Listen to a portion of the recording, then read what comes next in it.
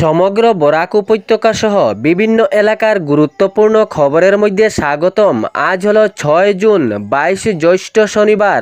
আজকের প্রথম খবরটি হলো 1 আগস্ট থেকে সরকারি প্রকল্প শুরু। রাজ্যে ক্যাবিনেট বৈঠকে অসমের মুখ্যমন্ত্রী ডক্টর হিমন্ত বিশ্ব শর্মার সিদ্ধান্ত, রেশন কার্ড হিতাধিকারীর রেহাই মূল্যের সামগ্রীর সাথে সাথে সরকারি প্রকল্পের সুবিধাও বন্ধ করা হয়েছিল রাজ্যবাসীদের, কিন্তু এসব আগামী আগস্ট মাস থেকে শুরু হবে বলে জানিয়েছেন অসমের মুখ্যমন্ত্রী ডক্টর হিমন্ত বিশ্ব শর্মা।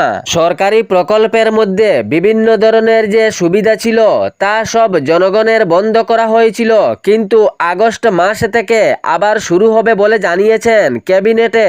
এ প্রসঙ্গে মুখ্যমন্ত্রী জানিয়েছেন, এ প্রকল্পগুলি বন্ধ হওয়ার কারণে কিছু আলোচনা এবং সমালোচনা শুরু হয়েছিল, কিন্তু ইহাতে আমি কান দেইনি, কারণ আমার লক্ষ্য রয়েছে জনগণের স্বার্থের জন্য। আগামী আগস্ট মাস থেকে সরকারি প্রকল্প সহ রেশন কার্ডে যে সামগ্রীগুলো দেওয়া হতো তা সরবরাহ থাকবে, জানিয়েছেন অসমের মুখ্যমন্ত্রী। এর পরবর্তী খবরটি হলো বিদ্যুতের মাসুল বৃদ্ধির সিদ্ধান্তে তীব্র বিরোধিতা করেছে all Assam electricity consumers association. বিদ্যুতের মাসুল ইতিমধ্যেই দেশের বহু রাজ্যের তুলনায় বেশি। এর মধ্যে fuel and power purchase price adjustment surcharge এর নামে প্রতি ইউনিট 16 পয়সা থেকে 28 পয়সা বৃদ্ধি all Assam electricity consumers association বিরোধিতা করে জানিয়েছে, নিত্য প্রয়োজনীয় সামগ্রী মূল্য বৃদ্ধির চাপে সাধারণ মানুষ রয়েছেন। এর মধ্যেই আবার বৃদ্ধি বিদ্যুতের বিল। সাধারণ মানুষের পরিস্থিতি হাহাকার রূপে রয়েছে। নিত্য প্রয়োজনীয় সামগ্রীর মূল্য বৃদ্ধি রয়েছে, এর মধ্যে আবার বিদ্যুতের বিলও বৃদ্ধি। এটি তীব্রভাবে প্রত্যাহারের দাবি জানিয়েছে all Assam electricity consumers association. যদি এই বিদ্যুৎ বিলের সিদ্ধান্ত প্রত্যাহার করা না হয় তাহলে গণ আন্দোলন গড়ে তুলবে বলে জানিয়েছে। বিদ্যুতের মাসুল বৃদ্ধি অনুমোদন প্রদান করেছে বিদ্যুৎ নিয়ামক আয়োগ। এপিডিসিএল এর পক্ষ থেকে একটি তালিকাও প্রকাশ করা হয়েছে। আগামী কয়েক মাসে ধাপে ধাপে বাড়তে পারে বিদ্যুতের বিল। এই তালিকা অনুযায়ী জুন মাসে প্রতি ইউনিট 21 পয়সা, জুলাই মাসে প্রতি ইউনিট 18 পয়সা, আগস্ট মাসে প্রতি ইউনিট 16 পয়সা, সেপ্টেম্বর মাসে প্রতি ইউনিট 17 পয়সা, নভেম্বর মাসে 19 পয়সা, ডিসেম্বর মাসে 24 পয়সা এবং 2027 জানুয়ারি মাসে 26 পয়সা, ফেব্রুয়ারি মাসে 25 এবং মার্চ মাসে 28 পয়সা বৃদ্ধি। বিদ্যুতের এই মাসুল বৃদ্ধির সিদ্ধান্তে তীব্র বিরোধিতা করেছে all Assam electricity consumers association. জানিয়েছেন, এটি যদি প্রত্যাহার করা না হয় তাহলে গণ আন্দোলন গড়ে তোলা হবে। এর পরবর্তী খবরটি হলো অরুণোদয় প্রকল্পে নতুন করে নথিভুক্ত করা হবে মহিলাদের নাম।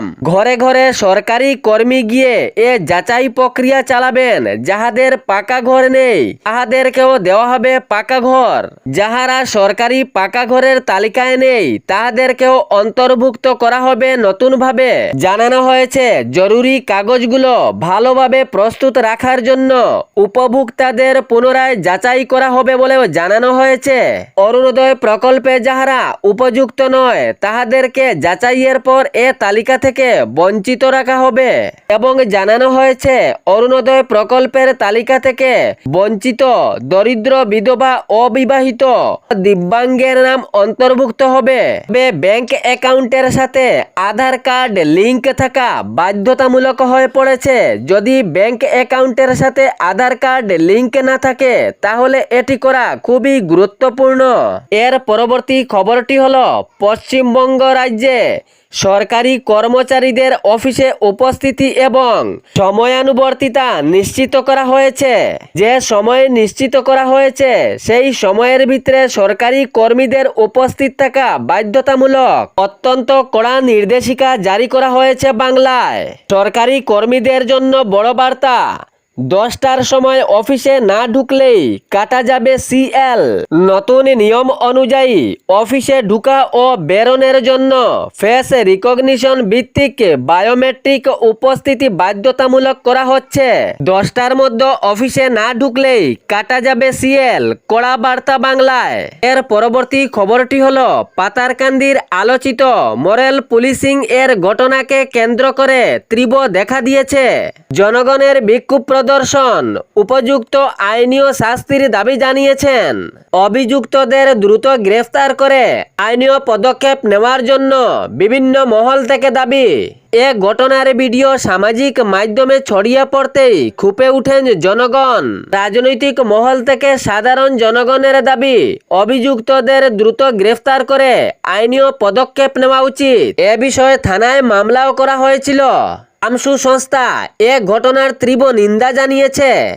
ঘটনার বিবরণে জানা গিয়েছে, হারিয়ে যাওয়া গরুর খুঁজে নালুগাঁও এলাকায় গিয়েছিলেন মামবাড়ি গ্রামের বাসিন্দা ইসলাম উদ্দিন এবং আমির উদ্দিন, কিন্তু সেখানে সেই দুই যুবককে গরু চুরির সন্দেহে আটক করে নির্যাতন ও মারধর করেন স্থানীয় কিছু ব্যক্তি। এই ঘটনার পর তাহাদেরকে সেখান হইতে উদ্ধার করে শিলচর মেডিকেল কলেজ হাসপাতালে পাঠানো হয়েছিল চিকিৎসার জন্য। বর্তমান অবস্থায় সেই দুই যুবক রয়েছেন শিলচর মেডিকেল কলেজ হাসপাতালে চিকিৎসাধীন অবস্থায়। জানা গিয়েছে গুরুতরভাবে জখম হয়েছেন সেই দুই যুবক।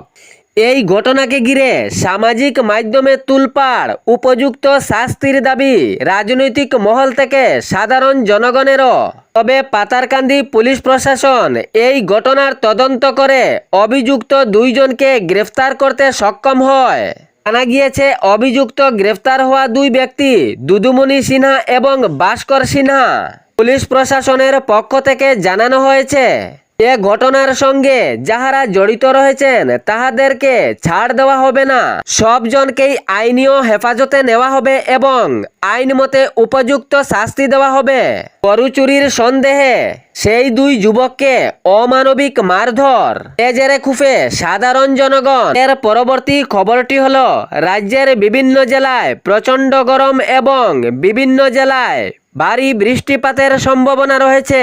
একদিকে প্রচণ্ড গরম এবং অন্যদিকে ভারী বৃষ্টিপাতের সাথে সাথে বজ্রপাত। আবহাওয়া দফতর থেকে জানানো হয়েছে, রাজ্যের বেশ কয়েকটি জেলায় প্রচণ্ড গরম এবং বেশ কয়েকটি জেলায় ভারী বৃষ্টিপাতের সাথে সাথে বজ্রপাত রয়েছে।